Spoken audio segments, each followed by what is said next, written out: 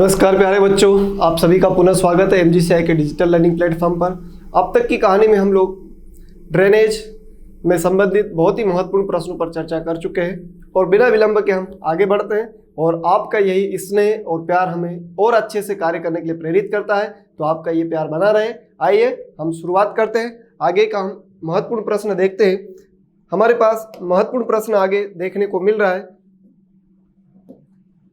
पृष्ठीय और भूमिगत जल निकास नालियों में अंतर। अब क्वेश्चन यहां से दो बन सकते हैं, ध्यान रखना। सीधा सा क्वेश्चन आ जाए कि पृष्ठीय और भूमिगत जल निकास में क्या अंतर है, तो भी लगभग यही उत्तर आएगा। और अगर इस तरह से आ जाए कि difference between surface and underground drains, तो भी उत्तर हमारा सेम ही रहने वाला है। ध्यान रहे, जब पृष्ठीय और सतही ड्रेनेज है उसमें डिफरेंस आ जाए या ड्रेनेज लिख दे, नालियों में अंतर लिख दे, तो भी यह उत्तर लगभग एक ही होगा। इसलिए दो प्रश्न का उत्तर यहां से कवर होगा। पहला, पृष्ठीय और भूमिगत जल निकास नालियों में अंतर लिखिए, तो भी हमें यही लिखना है। और अगर सिंपल सा क्वेश्चन आ जाए कि पृष्ठीय जल निकास और भूमिगत जल निकास में क्या अंतर है, तो भी हमें यही उत्तर लिखना है। यही आंसर हमारे दोनों काम में आ जाएगा। तो आइए हम देखते हैं क्या क्या अंतर हो सकता है यहाँ पर। तो हम अंतर की अगर बात करें तो कुछ इस तरह से अंतर हमें देखने को मिलेगा। तो आइए हम इसके ऊपर चर्चा करते हैं। हर एक पॉइंट को बहुत अच्छे से समझना है और यहीं पर याद कर लेंगे इसको। आइए देखते हैं भाई। ये लिखा भाई पृष्ठीय जल निकास अर्थात सरफेस, इसी को हम बोल सकते हैं सतही जल निकास। भूमिगत जल निकास अंडरग्राउंड ड्रेन्स, ठीक है, इसको भैया आधो भूमि जल निकास भी बोला जा सकता है। आधो भूमि जल निकास। तो सतही जल निकास आए, आधो भूमि जल निकास आए, पृष्ठीय जल निकास आए, भूमिगत जल निकास आए, या अंग्रेजी में अगर हम बात करें सरफेस ड्रेनेज हो या अंडरग्राउंड ड्रेनेज हो, दोनों का उत्तर एक ही है। ध्यान से सुनते चलेंगे। अब भैया जब हम पृष्ठ पर क्षेत्रफल पर ऊपर की ओर नालियां बनाएंगे तो निश्चित बात है कि क्षेत्रफल में कुछ ना कुछ कमी जरूर हो जाएगी। अर्थात अगर हम पृष्ठीय जल निकास नालियां बनाते हैं, इससे हमारा खेती योग्य क्षेत्रफल कम हो जाएगा। रिडक्शन ऑफ कल्टीवेटेड लैंड, अर्थात सरफेस ड्रेनेज करने से जो कल्टीवेटेड लैंड होता है उसके मात्रा में, उसकी संख्या में, उसके एरिया में रिडक्शन हो जाएगा। तो एक पॉइंट ये बन जाएगा reduction of cultivated land in which drainage, surface drains. पहला पॉइंट क्लियर हो गया। अगर इसके सिमिलर हम भूमिगत जल निकास में देखें तो यहाँ पर जो ड्रेनेज सिस्टम होगा वो बिलो द ग्राउंड होगा, इसलिए एरिया पर कोई इफेक्ट नहीं होता है। इसलिए यहाँ पर खेती योग्य भूमि के क्षेत्रफल पर कोई प्रभाव नहीं देखने को मिलेगा। यहाँ पर कोई प्रभाव हमें देखने को नहीं मिलेगा। ये इस बात का हमें ध्यान रखना, हमें कोई प्रभाव यहाँ पर देखने को नहीं मिलेगा।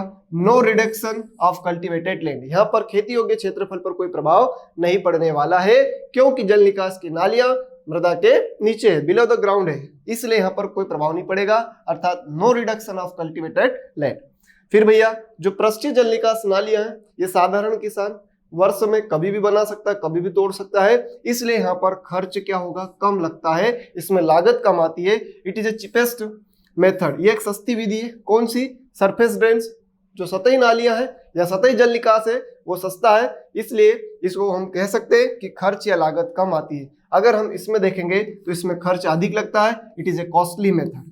समझ गए होंगे बात को। एक महंगी विधि है, क्योंकि गहराई में नालियां बनाना है तो हमें गड्ढे करवाना पड़ेंगे, इसलिए खर्च ज्यादा हो जाएगा भाई, इसलिए इसमें खर्च अधिक लगता है। और सतही जल निकास में खर्च कम लगता है।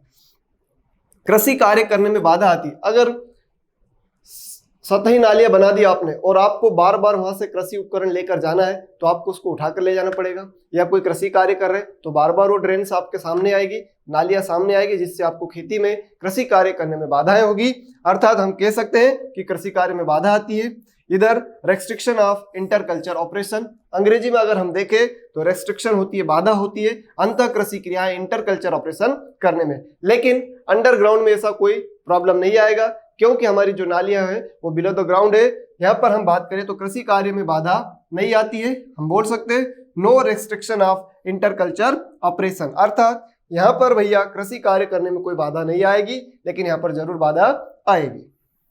अब भैया मरम्मत की बात है तो जो ऊपर दिखाई दे रहा है उसको हम आसानी से रिपेयर कर सकते हैं। रिपेयरिंग इन इजी वे, इसका मरम्मत बहुत आसानी से होगा। लेकिन अगर हम इसके मरम्मत करने जाएंगे तो खर्च अधिक लग जाएगा, इसलिए इसके मरम्मत में प्रॉब्लम होगी, क्योंकि नालियां जमीन के नीचे है। एक तो ढूंढना आसान नहीं रहेगा कि कहाँ पर प्रॉब्लम हुई है, और अगर मिलता भी है तो उसको रिपेयर करने में खर्च अधिक लगता है। इसलिए यहाँ पर रिपेयरिंग की जो कॉस्ट होगी वो बढ़ जाएगी और समय भी ज्यादा लगेगा। इसलिए भैया it's repairing is very costly and time consuming, अर्थात मरम्मत आसानी से नहीं किया जा सकता और उसमें खर्च और समय दोनों ज्यादा लगेंगे। ये अंतर हुआ हमारा भैया। पृष्ठीय और भूमिगत जल निकास नालियों में अंतर आए तो भी यही उत्तर लिखना है। अगर डिफरेंस आया between surface and underground drains तो भी यही उत्तर हो जाएगा अंग्रेजी के लिए। और मैंने दोनों लैंग्वेज में लेकर आया हूं और बहुत ही शानदार तरीके से, बहुत अच्छे तरीके से इसको एक्सप्लेन किया है। उम्मीद करता हूं आपको सारी चीजें क्लियर हो गई होगी। आइए भैया अगला प्रश्न हम बात करें। सिंपल सा क्वेश्चन आ सकता है कि भैया जल निकास को प्रभावित करने वाले कोई दो कारकों के नाम बताइए। तो जल निकास को प्रभावित करने वाले जब हम कारकों की बात करेंगे, ऐसे कौन से फैक्टर हैं जो अफेक्ट करते हैं ड्रेनेज को, जल निकास को प्रभावित करने वाले क्या कारक हो सकते हैं। खेत से जब हम जल का निकास कर रहे हैं, उस निकास के दौरान क्या क्या समस्या हो सकती है, क्या क्या कारक हो सकते हैं, किन कारणों को पर यह निर्भर करेगा। तो आइए हम देखते हैं। सबसे पहला और महत्वपूर्ण कारक जो हमारे सामने निकल कर आएगा वो है भूमि का ढाल, स्लोप ऑफ लैंड। हम बात करें भूमि का ढाल, अगर ढाल जितना अच्छा होगा तो सीधी सी बात है, ढाल जितना अच्छा होगा तो भैया ड्रेनेज भी उतना अच्छा हो जाएगा। तो पहला कारक हमारे सामने भूमि का ढाल, स्लोप ऑफ द लैंड। अगर ज्यादा ढालू भूमि है तो जल्दी से ड्रेनेज हो जाएगा, स्लोप जितना ज्यादा होगा ड्रेनेज उतना इजी वे में हो जाएगा। दूसरा फैक्टर क्या महत्वपूर्ण होगा, भूमि की किस्म, टाइप ऑफ सॉइल। अगर क्ले सॉइल है तो ड्रेनेज इजीली नहीं होगा क्योंकि वाटर होल्डिंग कैपेसिटी ज्यादा है, इसलिए वो ज्यादा मात्रा में पानी को एब्जॉर्ब करके रखेगी और वहां पर इजी नहीं हो पाएगा। फिर अगर रेतीली मृदा है तो पूरी सॉइल बह जाएगी, तो उसके ऊपर भी काफी कुछ निर्भर करता है। देन उसके बाद कॉस्ट ऑफ द सॉइल। अगर अच्छी मृदा है, कीमती मृदा है और वहां पर हमें उसको बचाना चाहते हैं तो वो भी एक फैक्टर है। फिर हम ज्यादा ड्रेनेज के लिए सारे इक्विपमेंट नहीं लगा सकते, नहीं तो सारी मिट्टी भी बह सकती है। तो उस मृदा की कीमत पर भी काफी निर्भर करता है। और किसान की आर्थिक दशा, मतलब हम बात करें economic condition of the farmer, क्या किसान इस दिशा में कार्य करने के लिए तत्पर है, क्या उसके पास इतना पैसा है, ये सारे के सारे फैक्टर है जो कि बहुत बार रिपीटेड क्वेश्चन है, कई बार आया हुआ क्वेश्चन है। ध्यान रखना कि भैया प्रश्न सिंपल सा आ जाएगा, जल निकास को प्रभावित करने वाले कोई दो कारकों के नाम बताइए।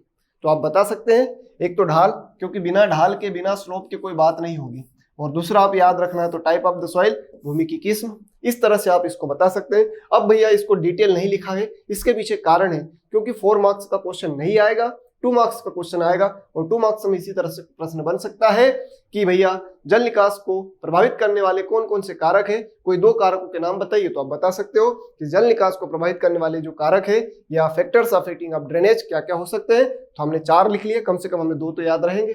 आई होप, उम्मीद करता हूं कि ये क्वेश्चन क्लियर हो गया। अगला प्रश्न हम देखते हैं, सिंचाई और जल निकास में अंतर। अब भैया 4 अंतर नहीं याद रखना, हमें तो केवल 2 अंतर याद रखना है, और एक अंतर तो तुम्हें पहले से याद है। सर वो कैसे, हम पहले वीडियो में पढ़े थे ड्रेनेज और इरिगेशन का डेफिनेशन। तो जब भी आप अंतर लिखोगे तो पहला अंतर आप इनकी परिभाषा के रूप में लिखना है। जब भी आप इनका अंतर लिखोगे तो पहला इनका परिभाषा के रूप में लिखोगे, तो पहला अंतर तो यही से बन जाएगा जो कि आपको पहले ही याद है। एक काम तो आसान हो गया। दूसरा काम और क्या कर सकते हैं कि जो इरिगेशन के लिए हम ड्रेन्स बनाते हैं, नालियां बनाते हैं, वो कहां बनाएंगे, वो हम बनाएंगे सरफेस पर। अर्थात सिंचाई नालियां भूमि की ऊपरी सतह पर बनाई जाती है, सिंचाई नालियां भूमि की ऊपरी सतह पर बनाई जाती है। और जबकि ड्रेनेज के लिए हम अगर बनाते हैं तो ध्यान रखना है, ड्रेनेज के लिए हमें लो लैंड या जो स्लोप है या ढाल की अगर हम बात करें तो उसके हिसाब से बनाएंगे, या सब सॉइल में इसकी ड्रेन्स बनाई जाती है। फिर एक और अंतर बहुत इजीली, सिंचाई करने से जो जल स्तर है, वाटर लेवल है, वो क्या होता है, इंक्रीज होता है। अर्थात जल का स्तर बढ़ता है, वाटर लेवल क्या हो जाएगा, इंक्रीज हो जाएगा।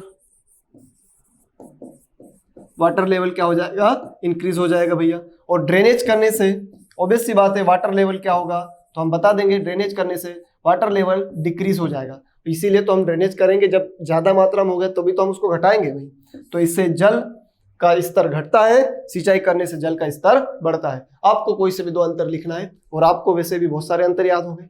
पहला तो परिभाषा के रूप में, दूसरा भैया सिंचाई की नालियां ऊपरी सतह पर होती है और जल निकास की नालियां ढाल पर होती है और मृदा के नीचे होती है। फिर अगर हम बात करें तो सिंचाई करने से मृदा का जल स्तर बढ़ता है और जल निकास करने से मृदा का जल स्तर घटता है। अगर हम इंपॉर्टेंट प्रश्न की बात करें तो ड्रेनेज कोएफिशिएंट काफी इंपॉर्टेंट लग रहा है मुझे, क्योंकि 2 नंबर के लिए पर्याप्त है और ड्रेनेज की परिभाषा हो गई, सिंचाई की परिभाषा हो गई, उसी का उपयोग करके हम अंतर बना सकते हैं यहाँ पर। आइए भैया आगे हम देखते हैं। अगला है टाइप्स ऑफ ग्राउंड वाटर। अब इसका सीधा सा मतलब है मृदा में जल की गति या मृदा में जल की उपस्थिति। मृदा में जल की उपस्थिति। अब मृदा में जल कैसे उपस्थित है उसके बारे में हम बात करना है। तो यहाँ पर हम मृदा में जल की उपस्थिति देखेंगे तो हमें 3 प्रकार से जल देखने को मिलेगा और वो 3 प्रकार से जल क्या हो सकता है वो ये होगा भैया। पहला है ग्रेविटेशनल वाटर, इसे शुद्ध हिंदी में हम बोलेंगे गुरुत्वीय जल। एक एक नंबर की परिभाषा के रूप में आपसे पूछा जा सकता है कि ग्रेविटेशनल वाटर या गुरुत्वीय जल क्या होता है। तो ध्यान रखना है गुरुत्वीय जल 1/3 एटमॉस्फेयर प्रेशर या वायुमंडलीय दाब पर पाया जाए। 1/3 वायुमंडलीय दाब पर, एटमॉस्फेरिक प्रेशर पर जो जल उपलब्ध होता है मृदा में, सॉइल में उपस्थित होता है, उसी को हम क्या कहेंगे भैया, ग्रेविटेशनल वाटर या गुरुत्वीय जल। वह जल जो 1/3 वायुमंडलीय दाब पर मृदा में उपस्थित होगा उसी को हम गुरुत्वीय जल कहेंगे। The water stand or contain 1/3 atmospheric pressure that is called gravitational water. एक क्वेश्चन ये बन सकता है। दूसरा क्वेश्चन अगर हम देखें यहाँ से कैपिलरी वाटर, तो कैपिलरी वाटर का जो रेंज होता है 1/3 से लेकर 15 एटमॉस्फेरिक प्रेशर। 1/3 से 15 वायुमंडलीय दाब पर जो जल उपस्थित होता है उसे हम कैपिलरी वाटर को शुद्ध हिंदी में हम कहते हैं उपलब्ध जल, अवेलेबल वाटर, केसीय जल। इसे और अच्छे से बोले तो केसीय जल। वह जल जो 1/3 वायुमंडलीय दाब से लेकर 15 वायुमंडलीय दाब के मध्य उपस्थित होगा वह केसीय जल या कैपिलरी वाटर कहलाएगा। The water contain 1/3 atmosphere to 15 atmosphere that is called capillary water. और कैपिलरी वाटर केसीय जल किसमें होता है तो ध्यान रखना ये केशिकाओं में होता है। अब केशिकाओं की बात करें तो सॉइल में कुछ इस तरह से पतली ट्यूब लाइक केशिकाएं होती है जिसमें मैक्रो और माइक्रोपोर्स होते हैं। मैक्रो और माइक्रोपोर्स होते हैं इस तरह से।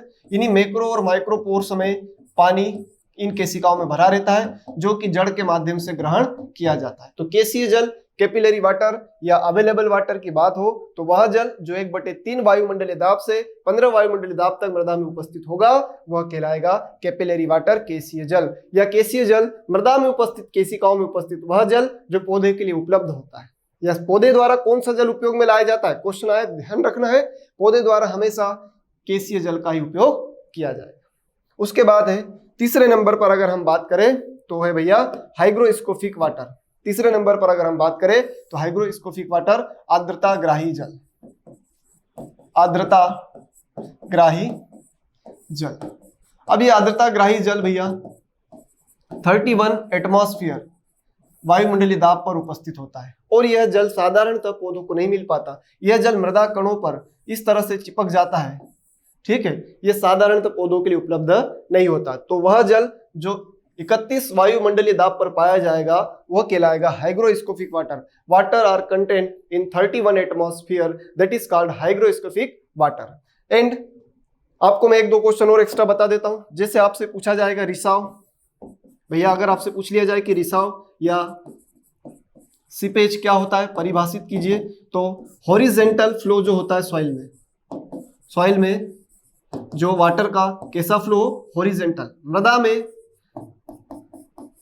जल की जो क्षैतिज गति होती है उसी को हम क्या कहते हैं, सीपेज। और ये नहर क्षेत्र के आसपास, कैनाल्स के आसपास आपको इसी प्रकार का जल का नुकसान देखने को मिलता है। अरे जब नहरों से रिस कर पानी खेतों में आने लगता है तो उसी को हम क्या कहेंगे, सीपेज कहेंगे, रिसाव कहेंगे। क्षैतिज गति हो जब जल की मृदा में कैसी गति हो, क्षैतिज गति हो। Horizontal movement of water is known as seepage. नहर के द्वारा खेत में आने वाला पानी भी क्या कहलाएगा, आपका रिसाव या सीपेज कहलाएगा। क्षैतिज गति होती है मृदा में जल की, उसे हम रिसाव या सीपेज कहते हैं। उदाहरण छोटा सा है, बहुत कारगर है, आपको जल्दी समझ में आएगा। जब आप खेत में ढाल पे पानी चलाते हो तो एक ढाल में पानी चलता है लेकिन उसका असर दूसरे ढाल में भी दिखाई देता है, मतलब रिस कर पानी धीरे धीरे दूसरे ढाल को भी गीला करता है, भिगा देता है। वही तो है क्या, रिसाव या सीपेज। एक और यहाँ से एक इंपॉर्टेंट प्रश्न बन सकता है इस चैप्टर से, अगर आपसे पूछ लिया जाए परकोलेशन, परकोलेशन अगर आपसे पूछ लिया जाए भैया परकोलेशन क्या होता है, तो आप बता सकते हैं। सुनिएगा ध्यान से, परकोलेशन, परकोलेशन। अब बात हो परकोलेशन की तो ध्यान से सुनना। Downward movement of water, downward movement of water is known as percolation. मृदा में जल के नीचे की ओर गति को ही हम परकोलेशन कहते हैं। Downward movement of water is known as percolation. मृदा में जल की नीचे की ओर गति होने को हम क्या कहेंगे भैया, परकोलेशन कहेंगे। तो आई होप, मैं उम्मीद और आशा करता हूं कि ये पूरा चैप्टर आपको समझ में आया होगा, याद भी हो गया होगा। और इससे बनने वाले महत्वपूर्ण प्रश्नों की अगर हम बात करें तो ड्रेनेज कोफिशिएंट, कैपिलरी वाटर और इरिगेशन और ड्रेनेज में क्या डिफरेंस है। फिर सबसे और महत्वपूर्ण क्वेश्चन बन सकता है कि what are the main object of drainage. ये मैंने कुछ इंपॉर्टेंट प्रश्न भी बता दिए जिससे आपको निश्चित तौर पर फायदा होगा और इस तरह के क्वेश्चन आपको निश्चित तौर पर पेपर में देखने को मिलेंगे। मैं उम्मीद और आशा करता हूं कि ये सारा समझ में आ गया होगा। धन्यवाद, बहुत जल्दी मिलते हैं अगले लेक्चर में। Thanks to all.